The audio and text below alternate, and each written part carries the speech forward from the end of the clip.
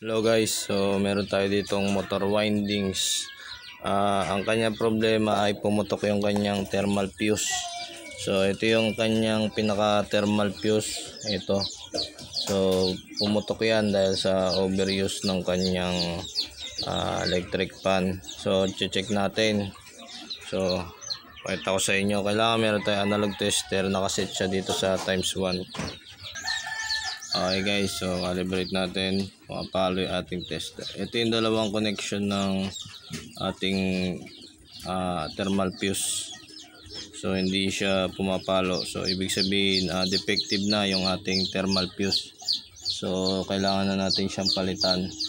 So ilang amperes ba ang pwede sa ating thermal fuse ng ating electric fan? Nasa 2 amperes ang tamang-tama para sa ating electric fan. So ito ipapalit nating thermal fuse. So checking natin.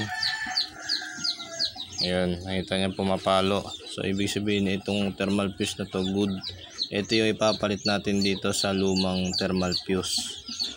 So 2 amperes ang pinaka the best na amperahe na para sa electric fan. So huwag kayong maglalagay ng mas mataas na amperahe kasi baka sunog na yung motor, hindi pa pumuputok yung ating thermal fuse. So 2 amperes lang, tamang-tama sa ating mga electric fan.